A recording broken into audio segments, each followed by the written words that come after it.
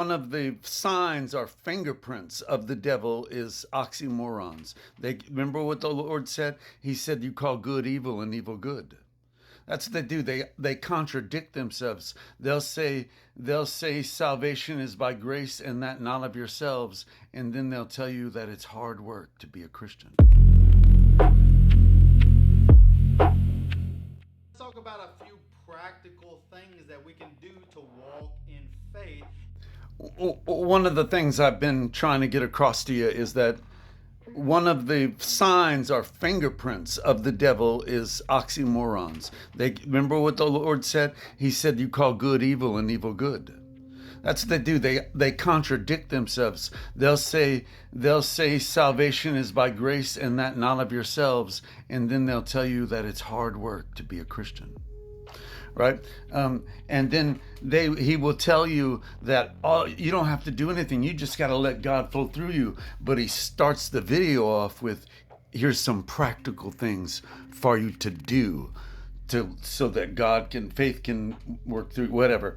And just remember, our motto chapter is Isaiah 59.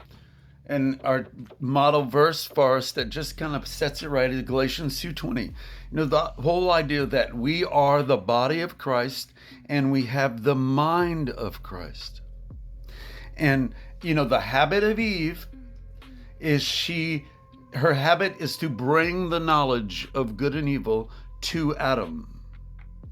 Right? And now that the second Adam is on the earth, and that sin and the law was nailed to the cross with Christ 2,000 years ago, now Eve is all over the earth. Her children are all over the earth, and she brings the knowledge of good and evil to the second Adam to kill him as well.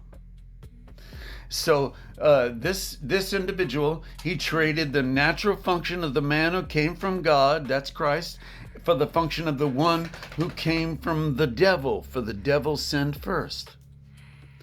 He doesn't believe that he doesn't reckon himself crucified with Christ. If he did, how can a crucified person do anything that's practical or not? He worships and serves himself, the God of his own understanding. And the proof of it is the oxymoron plus. If it's Christ, he's telling Christ, he's teaching Christ. He's bringing his fruit of his knowledge to Christ, thinking that Christ would not be able to make it were it not for him sharing his bit of bullshit for the day for us to help us grow in our faith, because God is not capable of doing it himself in us. He contradicts himself. He calls evil good and good evil, up, down, down, up. His down, up is down and down is up. His mouth has become the planet Uranus, and his face is full of shit. And he can't, when he goes to the mirror, he cannot see. He sees without seeing and he hears without hearing. He cannot see the shit all over his face. And now he comes on this platform to the entire world to tell them that they've got shit on their faces, how to get that shit off of their face, and he's got shit on his face while he does it. And he says, while he does it, he says that Jesus cleaned the shit off of his face. And that they too can have the shit cleaned off their face if they would just follow Jesus and give Jesus their life. The problem is, this man has not died. He can't make the great confession of Galatians 2:20, because here's some practical steps to help you grow in your faith, because God isn't powerful enough. And it's your faith. That's the problem. No man can see God and live. How can a dead man have faith? Right? It's no longer us who live, but Christ who lives in us. The penalty for sin is death, sir. If you love God and you love his law and you know the penalty for sin is death, how are you alive to give Christ tips on walking in his faith. Was enough, yet we wanted more.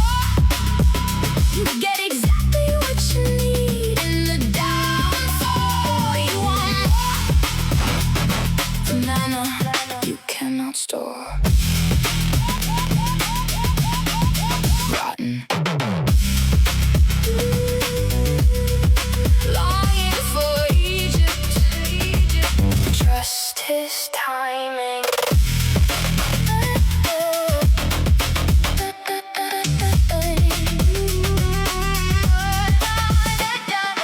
Daily bread from heaven, still we question more. Mercy in the wilderness, yet